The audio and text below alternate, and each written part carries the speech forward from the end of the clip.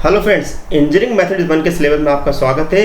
मैं doctor Sonendra Kumar Gupta, professor engineering mathematics department of basic science in the college of oriental college of technology Bhopal. Dear friends, हमने previous lecture देखा था किस प्रकार से मैंने आपको बताया था कि डबल इंटीग्रेशन क्या होता है, उनकी प्रॉपर्टीज़ क्या है। इसी लेक्चर को कंटिन्यू करते हुए आज हम स्पेशली सीखेंगे कि ट्रिपल इंटीग्रेशन क्या होता है। ये आपका ट्रिपल इंटीग्रेशन का लेक्चर नंबर 1 है, that is the part number 1। So first of all, we discuss about the definition of the triple integration and their application.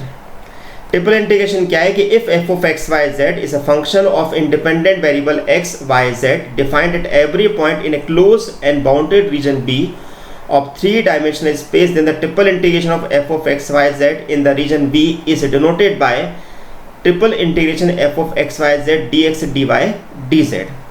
Suppose कर ले कि अगर आपके पास v जो वॉल्यूम है, अगर आपका बाउंडेड हो रहा है x equal to x1 x2, y equal to y1 y2, z equal to z1 z2, then the triple integration is defined as integration x1 to x2 y1 to y2 z1 to z2 f of x y z dx dy dz। यहाँ पे एक बात का ध्यान रखिएगा, this is the limit of d z this much, this is the limit of y and this is the limit of x। अब यहाँ पर ये चीज़ समझना जरूरी है कि how to evaluate the triple integration. तो यहाँ पर हमारा केस नंबर 1 है, if we described as and all the limits are constant, यानी कि स्पेशली हम यहाँ पर बात करें कि अगर आपके पास सारी की सारी लिमिट अगर आपके पास कांस्टेंट होती हैं तो ऐसी कंडीशन में हमें इंटीग्रेशन किस प्रकार से सॉल्व करना चाहिए।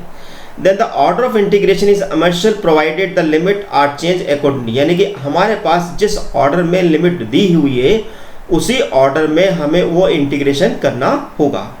फॉर एग्जांपल हमारे पास लिखा हुआ है integration a1 to a2 b1 to b2 c1 to c2 f of x y z dx dy dz, then the limit of x is a1 to a2, यानी कि हमारे पास यहाँ पर ये लिमिट जो है वो z को रिप्रेजेंट कर रही है, ये लिमिट जो है y को रिप्रेजेंट कर रही है और ये लिमिट हमारे पास जो है x को रिप्रेजेंट कर रही है। इसका मतलब ये हुआ कि पहले हम करेंगे integration with respect to z, जो आउटपुट आएगा तो इसके बाद हमारा इंटीग्रेशन होगा विथ रिस्पेक्ट टू y, और जो आउटपुट आएगा उसके बाद हम करेंगे integration with respect to x। आइए इसको एक क्वेश्चन के थ्रू समझते हैं कि how to solve the question. मान लीजिए हमारे पास एक क्वेश्चन दिया हुआ है, this is 0 to 1 1 to 2 2 to 3 x y z। अब यहाँ पर साफ साफ दिखाई दे रहा है कि जो 2 से लेके 3 हमारी लिमिट है वो z को रिप्रेजेंट कर रही है, 1 से 2 जो लिमिट है y को रिप्रेजेंट कर रही है और 0 से 1 जो है वो x को रिप्रेजेंट कर रहा है। इसका मतलब ये हुआ है कि हम पहले इंटीग्रेट करेंगे विथ रिस्पेक्ट टू z। तो हमने z को इंटीग्रेट करेंगे तो z का इंटीग्रेट कितना आएगा, z square upon of 2, that means अब लिमिट रखेंगे तो कितना आएगा 9 माइनस 4, दैट मीन्स 9 माइनस 4 यानी कि 5 मिलेगा, 5/2 हो जाएगा। नेक्स्ट हम इंटीग्रेशन करेंगे विथ रिस्पेक्ट टू y, तो y का इंटीग्रेशन होगा y स्क्वायर बाय 2, लिमिट रखेंगे 1 से 2, तो आपको मिलेगा कितना 4 माइनस 1, दैट मीन्स 4 माइनस 1 यानी कि 3 मिलेगा, 3 को बाहर निकाला तो 15/4 हो गया। अब हम यहाँ पर x को इंटीग्रेट करेंगे यानी कि x स्क्वायर बाय 2 मिलेगा, देन हमने लिमिट पुट करी तो 1 माइनस 0 यानी कि 15/8, तो यानी कि ओवरऑल हमारे पास सोल्यूशन जो है 15/8 आएगा। तो आई होप आपको समझ में आ रहा होगा कि हम ये क्वेश्चन किस प्रकार से सिंप्लीफाई करें। आइए एक क्वेश्चन और सॉल्व करते हैं यहाँ पर हम, this is your second question. अब देखिए यहाँ पर जिस ऑर्डर में हमारी लिमिट रही है तो लिमिट के अकॉर्डिंग हमारे पास ये वाला ऑर्डर जो है y के लिए है, ये वाला ऑर्डर हमारे पास x के लिए है और ये वाला ऑर्डर हमारे पास x के लिए है। यानी कि इसका मतलब ये होगा कि हम यहाँ पर इंटीग्रेशन करेंगे विथ रिस्पेक्ट टू z। तो x का इंटीग्रेशन z के लिए होगा xz, yz मिलेगा, देन हमारे पास z स्क्वायर बाय 2 मिलेगा।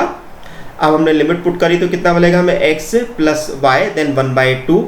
अब आप यहाँ पर y के लिए इंटीग्रेट करेंगे तो y के लिए इंटीग्रेट करेंगे तो x का इंटीग्रल होगा x y, y का इंटीग्रल होगा y स्क्वायर बाय 2 और 1/2 का इंटीग्रल होगा y/2। अब यहाँ पर आप लिमिट पुट करेंगे तो कितना मिलेगा 2x, this is the y 4/2, that means 2/2, that means 2x plus 2 plus 1 यानी कि 2x 3 प्लस 2x। अब नेक्स्ट हमारा इंटीग्रेशन जो होगा वो x के लिए होगा तो 3 का इंटीग्रल होगा 3x और 2x का इंटीग्रल होगा 2x स्क्वायर बाय 2 यानी कि 2 से 2 हमारा कैंसिल हो जाएगा। नेक्स्ट हम यहाँ पर x की जगह 3 रखेंगे तो आपको मिलेगा 3 × 3 देन प्लस 9 इज 9 यानी कि ओवरऑल 18। तो यहाँ पर हमने ये दो क्वेश्चन आपको जो बताए हैं वो इस बेसिस पे बताए हुए हैं कि अगर हमारे पास लिमिट कांस्टेंट दिए तो जिस ऑर्डर में हमें लिमिट दी है उसी ऑर्डर में आपको अपना इंटीग्रेशन सॉल्व करना है। आइए हम यहाँ पर अब केस नंबर 2 समझते हैं। If we described as a1 is less than equal to x less than equal to a2, that means हमारे पास x की लिमिट जो है वो कांस्टेंट है, लेकिन y की लिमिट जो है हमारे पास x की फॉर्म में दी हुई है और z की लिमिट जो है हमारे पास x और y की फॉर्म में दी हुई है। तो अब इसका मतलब ये हुआ कि जिस ऑर्डर में हमारा इंटीग्रेशन लिखा है हमें उसी ऑर्डर में यहाँ पर इंटीग्रेशन करना होगा। केस नंबर 3 हमारे पास if we described as b1 less than equal to y less than equal to b2 f1 by, then हमारे पास जो इंटीग्रेशन होगा वो इस प्रकार से मिलेगा। तो पहला हमारा क्वेश्चन दिया जैसे 0 to 1 0 to 1 minus x 0 to 1 minus x minus by x y z. तो यहाँ पर हमें साफ साफ दिखाई दे रहा है कि हम यहाँ पर अपना इंटीग्रेशन जो है वो हम यहाँ पर लेके चलेंगे। यहाँ पर हम अपना इंटीग्रेशन जो लेके चलेंगे इसको आप ओके। तो आपके पास यहाँ पर जो क्वेश्चन दिया हुआ है वो हमारे पास दिया evaluate 0 to 1 0 to 1 minus x 0 to 1 minus x minus by x y z d x d y d z. That means हमारे पास जो लिमिट x और y में दिखाई दे रही है तो डेफिनेटली वो लिमिट हमारे पास z की कहलाएगी, जो लिमिट हमें x में दिखाई दे रही है वो लिमिट y की कहलाएगी और जो लिमिट हमें कांस्टेंट दिखाई दे रही है तो वो लिमिट हमारे पास x की कहलाएगी। यानी कि इसका मतलब ये हुआ है कि हमें यहाँ पर सबसे पहले इंटीग्रेशन करना पड़ेगा विथ रिस्पेक्ट टू z। तो हमने z का इंटीग्रल करा तो कितना मिलेगा, z स्क्वायर बाय 2 मिलेगा। 2 को हम बाहर ले लेंगे तो हमारे पास आएगा this is the x y 1 minus x minus y का whole square upon of 2। That means अब हम यहाँ पर क्या करेंगे, हमारा इंटीग्रेशन जो नेक्स्ट जो है हम वो y के लिए करेंगे। तो y का हमने अंदर मल्टीप्लाई कर दिया और 1 माइनस एक्स माइनस वाई के होल स्क्वायर को हमने यहाँ पर ओपन कर लिया। इस तरीके से ओपन करा है कि इसको हमने a माना है और इसको हमने यहाँ पर b माना है और y का अंदर मल्टीप्लाई कर दिया है। तो ये आपका हो गया y 1 माइनस एक्स का whole square minus 2 1 minus x y plus y square. अब हमने y के लिए किया तो y का होगा y स्क्वायर बाय 2 हमें मिलेगा, इस y का होगा तो y स्क्वायर बाय 2 मिलेगा। दैट मीन्स हमारे पास हो गया 1 minus x square y minus 2x 1 minus y square by q. That means 1 minus x square y square upon 2 minus 2 1 minus x y q upon 3 और y to the power 4 upon 5। अब जहाँ जहाँ मेरे पास y आ रहा है वहाँ पे हम 1 माइनस एक्स सब्सटीट्यूट कर देते हैं। तो 1 upon 2 1 minus x to the power 4 minus 2 upon 3 1 minus x to the power 4 1 upon 4 1 minus x to the power 4। अब हम इन तीनों टर्म को हम यहाँ पर सिंप्लीफाई कर लेते हैं।